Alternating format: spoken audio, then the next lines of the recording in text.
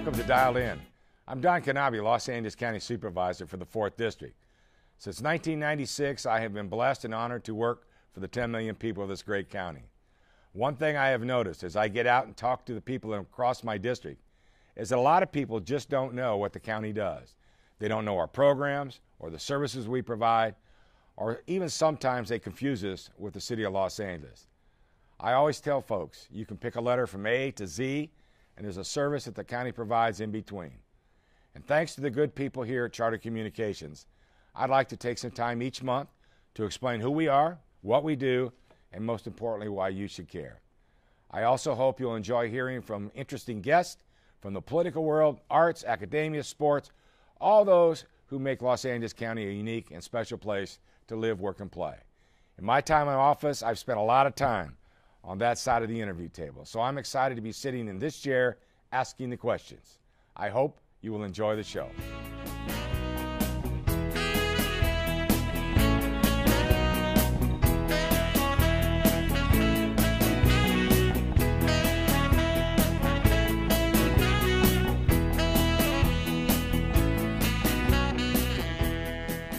My very first guest ever is Dan Schnur, the director of the Jesse M. Unruh Institute of Politics at USC.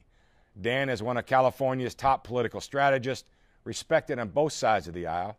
He spent a lot of time in politics. He served as John McCain's director of communications for his 2000 presidential campaign, and 5 years as Governor Pete Wilson's spokesman. Dan, it's great to have you here. Again, thank you for being my very, very first guest. I appreciate you taking the time to do it, and congratulations. Recently, there was an incredible article about you in the Los Angeles Business Journal and your experience. So, as you know, part of my job here is to sort of let the world know about what Los Angeles County does, but there's a bigger picture, and I think we should start right there. So, welcome. Well, thank you for having me. I'm really excited, and I'm flattered to be your first guest. Well, very good. Thank you. Well, as we all know, recently, and last several weeks, the president was inaugurated once again for a second term. Obviously, there's talk of immigration reform and all the other issues confronting America, confronting the president and his last term. So what do you think this is going to bring? What do you think is going to happen in Washington in the short term, and then we'll get into the long term? Well, immediately after the inauguration, the buzz in Washington among the pundits and the commentators was how much more aggressive President Obama had been in this inaugural address. You remember 4 years ago, as I know your viewers do, he talked about the two parties coming together and finding common ground.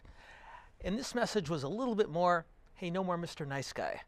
And I'm exaggerating a little bit, but I think he really does feel the ability to assert himself a little bit more on a number of issues, on climate change, on gun issues.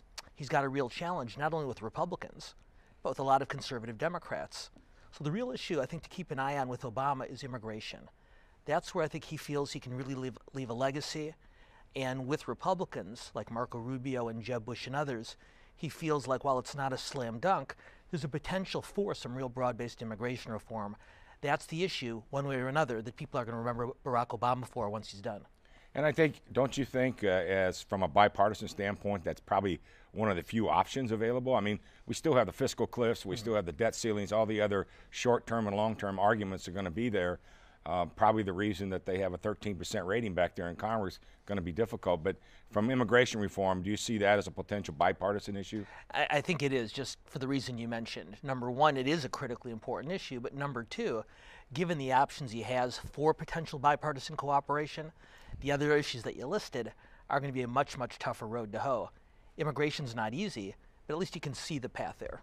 And I think all the attempts at immigration reform over the years have really started on a bipartisan basis, whether they wind up there or not. But some of the other issues that were raised, obviously, in the speech, it's going to be a much more difficult road to hoe, as we mentioned. Let's take a few steps to west and to Sacramento. A very unique situation there. First of all, the governor recently said, hey, we've had all these debt crisis over the many, many years. Now we have a surplus. What are your feelings on that surplus? Well, I think surplus is in the eye of the beholder, because as you know, and a lot of your constituents know, the state still has a lot of outstanding debt, and it certainly has a huge amount of financial obligation as it relates to pensions for public employees, and that's not really something that's been addressed in Sacramento, at least not fully yet. That said, the governor bypassing Proposition 30 last year has created at least some breathing room on the year-to-year budget. And K through 12 education and to some degree higher education are going to see the benefits of that initiative. The real test going forward is the Democrats' legislative allies see all that money from Prop 30. And not only do they want to spend it, but a lot of them were talking about further tax increases right after the election.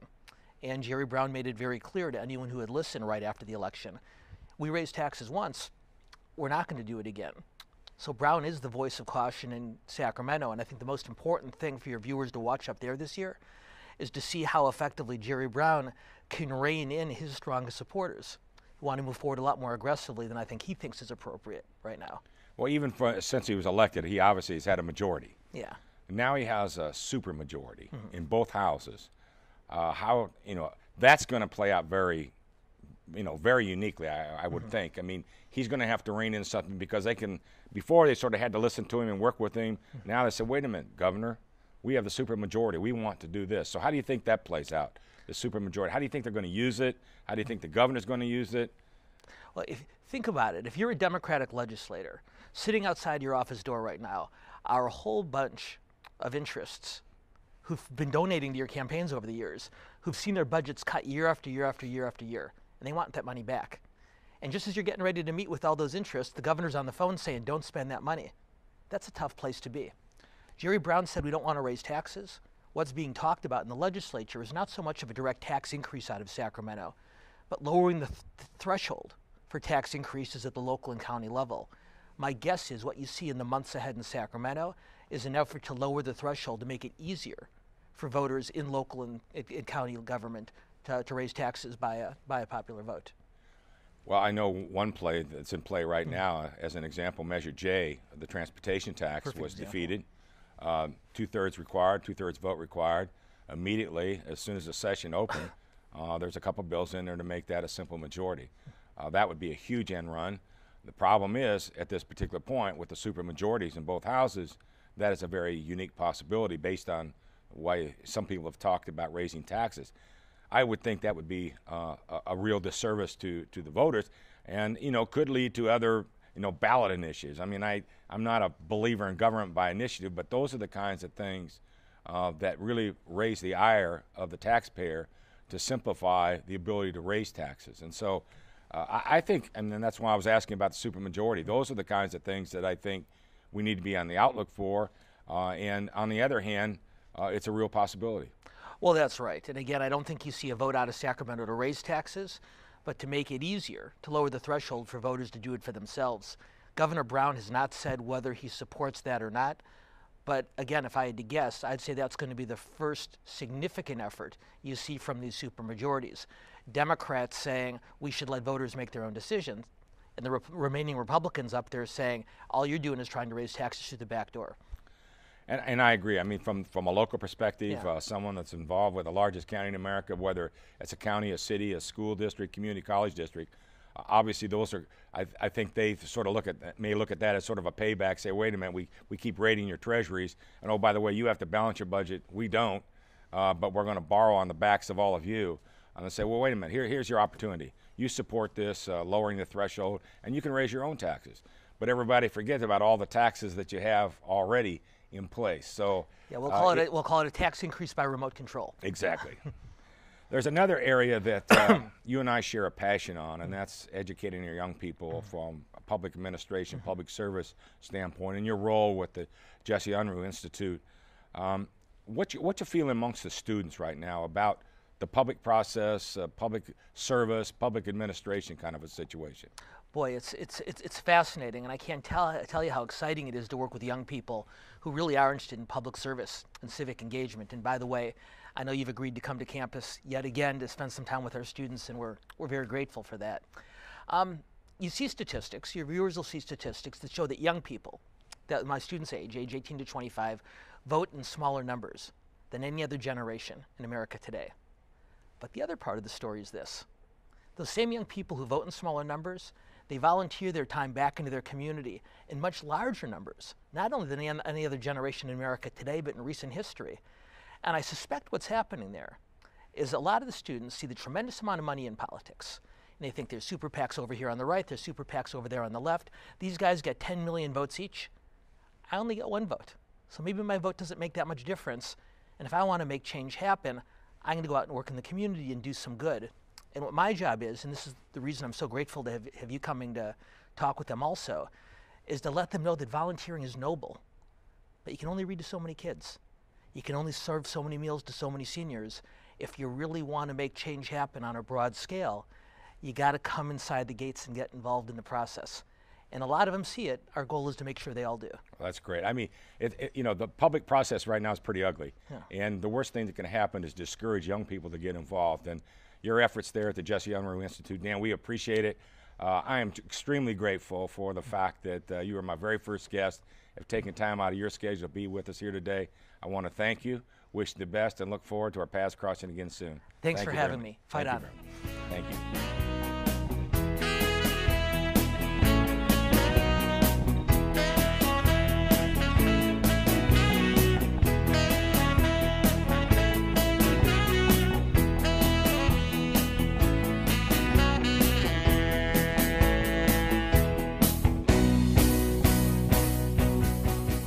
Welcome back to Dial In.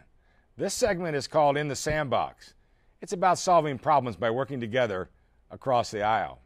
We hear a lot about partisan bickering at the national level, and I think it's a big reason why Congress entered its latest session with a 14% approval rating. On the Board of Supervisors, we can't get tied up in the red versus blue debate. We are the ultimate safety net for over 10 million residents who depend on us for the services they desperately need. While it's not always a picnic, our board works together to ensure that the needs of our various communities are met. At the local government level, in big cities and small communities, elected officials on both sides of the aisle are working together to fix problems, because they have to. New Jersey Governor Chris Christie is known for his no-nonsense style. He also recognizes very much that he has to work with the other side to meet the needs of his state. Take a look at this clip about some New Jersey Supreme Court appointments he is making. The seats have been vacant and unfilled for a long time, which means the needs of the people of New Jersey are not being met. Enter bipartisanship. These two nominees represent a political compromise on my part, a reaching out across the aisle to the Democrats in an attempt to get our court fully staffed in the way that our Constitution envisions.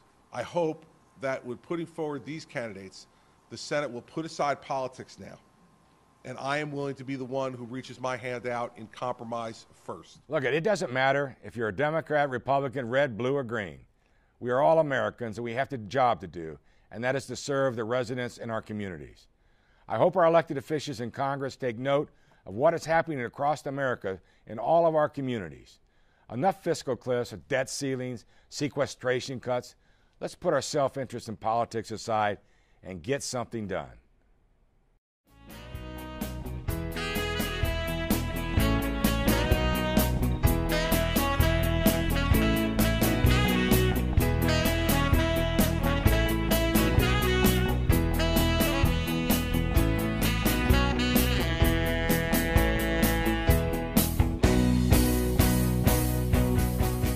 Welcome back to Dial In. My next guest is Chief Executive Officer of the largest county in the country. He is responsible for overseeing a budget of $24 billion that touches the lives of over 10 million Los Angeles County residents and over 30 county departments. With the economy continuing to struggle and the rollout of the Affordable Care Act, Los Angeles County has some big issues ahead of us. Here to shed some light on how Los Angeles County operates, I'd like to welcome our Chief Executive Officer, Mr. Bill Fujioka. So welcome, Bill. Well, good morning, Supervisor. Nice to see you. Same. A little bit more relaxing atmosphere than on Tuesdays at the at the board meetings. Obviously, Bill, many people know what the CEO of a company does. What they may not know is what the CEO of the County of Los Angeles does. Maybe you can give us an idea, share a few thoughts about what your responsibilities are, the magnitude of that. You know, for those of us that do know, we appreciate your leadership, but maybe you can share with our audience exactly what you, as a CEO, do for the County of Los Angeles. Well, I've had that question asked to me before, and that my job requires me to wear multiple hats. I'm the Chief Financial Officer for the County of Los Angeles. I'm responsible for directing the activities of about 29 of the county's 37 departments. I'm also the Chief Negotiator and the Chief Staff Person for the Board of Supervisors. What's different between myself and a CEO of a major company, the CEO of a major company has a singular focus, probably a singular product line, whereas at any given time, I can have 10 major projects going on at the direction of the board that would take us everywhere from health to capital programs, public safety, and even our welfare programs. It's a job that has a multitude of responsibilities. Well, one of the things that I always talk about is that we in the County of Los Angeles are the ultimate safety net. Absolutely. And that these programs that we are oversee and operate are operated programs by the county, not mandated or created by the county, but federal and state kinds of mandates. So maybe you could share, a lot of times people just don't know on both sides where the revenues come from and how we spend our money. Maybe you could give our viewers an idea where the big pieces of the revenue are and where the big pieces of the expenditures are. Well, the majority of our revenue comes from the federal government and from the state. Just to break it down a little bit in the large categories, about $6.3 billion comes from locally generated revenue sources like property tax or sales tax, but $5 billion comes from the federal government. About $4.8 comes from the state government. And we also have money coming through our special districts, like the fire district or the flood control district, in the tune of about $6 billion. And if you look at the major spending categories, about $6 million of that is for health services. And that's not just hospital services, that's public health, it's also mental health. Then you have about $5 billion goes to public safety. And some people equate public safety only with the sheriff's department, which you must include the district attorney, our public defender, our alternate public defender, probation, and even our animal control department. And our jails. Absolutely. How would you make it understandable for all of us or for our viewers out there as it relates to the impact of the state and federal kinds of issues that we have to deal with? One is our advocacy side of it, how it impacts our revenue base, how we start out sometimes one way, working with our partners in the state and federal government, and where we wind up the other way. Maybe you could give us an example. Home supporting services, all those kinds of issues that create a very flexible budgetary difficulty for all of us at the local level. Well, let's emphasize the local level. We are the safety net for the citizens of the County of LA. And some people think that safety net is only for those who have no insurance when it comes to health care. But we run the largest trauma system in the county. To a large extent, that's funded through the money we get from the federal government and the state government. In fact, the majority of our funds comes from the federal government and the state government. I joke with friends to say the state and feds it's like they plan a meal and they cook the meal. If they do something wrong, we get the indigestion. We get the problems at the local level. We have to deal with it, because if you talk to the average citizen and you say, we try to explain to them the federal government cut the budget, they'll say, no, you cut it. You're responsible for it. And so we are the provider of services on the street. We do everything for the citizen when it comes to public health, when it comes to ensuring that communicable diseases are addressed and controlled. TB is addressed and controlled. But the safety net aspect of our public health program, our health services program, is an absolute critical element of the health care for not only the poor, but for the entire County of Los Angeles. Particularly on the public health side. Absolutely. The other issue right now, we always seem like new issues come up. And obviously September 11th changed the life of America, but it also changed our responsibilities as it relates to Homeland Security and our job to oversee and to coordinate those kinds of activities. Maybe you could share a few things as it relates to our emergency services and preparation and Homeland Security that was just one other niche that was added to our level of responsibility. Well, that particular issue, I was with the city of Los Angeles when 9/11 happened, and it changed all of our lives. It's changed how we view public safety responsibilities, but also changed how we view public health and health services to ensure the county is ready. And I mean the entire county, not just people hear about the county, and it's hard for them to equate what that means, but we have 88 cities. The county of Los Angeles is not just the city of LA. It's 88 cities who are all equally important, but to ensure that we have systems in place to prevent any critical incident from happening, and then should it happen, to be able to respond to it is our responsibility. So we work with a multitude of our departments work together. Our services within our departments work together to ensure that we're ready in case something happens. And our mutual aid agreements are our national model now. Absolutely. And that's set up, I mean, even through the Homeland Security folks. And matter of fact, we had as I remember, we had a bioterrorism drill that was set for February after that September, planned long before the September 11th, because one of the efforts that we've always tried to do, even during good times or bad times, is have the money for training and our mutual aid agreements between all the fire, police departments throughout Los Angeles County. And speaking of Los Angeles, sometimes I tell everyone, sometimes we get confused with the city of Los Angeles, but the city of Los Angeles is one of 88 cities in the county, as you mentioned, over 1 million population in our unincorporated areas. You work for both. What's the difference? I mean, what's the difference between that major city responsibility that you had and now the major county responsibility as our CEO?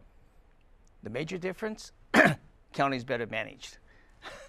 Good answer. That's a good answer. But the main difference for a general public is that a city provides the classic municipal services like street repair, sanitation, sewer, and some of the public safety services. We, because of our responsibility for the unincorporated areas, we're also the provider of those municipal services. But separate from the LA City, we provide health care, we provide all the hospital services, public health, mental health, welfare, child support services. We provide the major health, mental health, and social services for the entire county of Los Angeles. It's a big difference, and I think that's the responsibility that people don't understand there between counties and cities. But they have to be our partners as well too, and I think we have a good relationship with all of our 80. We do have a lot of overlapping responsibilities. They may take care of a planning issue, but we have that major health issue. So with that, what's it like working for 5 wonderful people? It's a challenge. Challenge. Good answer. Hey, Bill, I really appreciate you being here and taking the time to join me and be one of my first guests on the show. You do a great job. We appreciate your leadership. Thank you very much. We have a lot of struggles, Affordable Care Act, a lot of things coming up, but I know that you'll bring us all together, work together, and we'll do a good job. So, Bill, thank you very much. Great. Thank you very much. We'll be right back.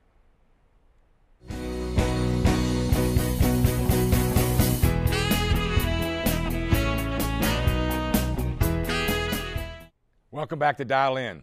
This segment is called Just Fix It. It's about the stuff that drives me nuts, the stuff that just gives government a very bad name. Unfortunately, today's example comes from right here in our own county house, and that's the Clean Water, Clean Beaches initiative.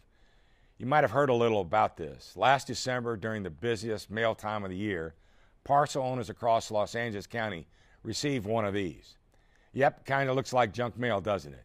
So many people just threw it out. In fact, it was a protest ballot for a new parcel fee. We needed over half the parcel owners to protest, over 1 million owners, or the initiative would move forward to a mail-in election. One of the many issues I have with this process is that there was no online or email tool to protest. Come on, it's 2013. But let me be clear.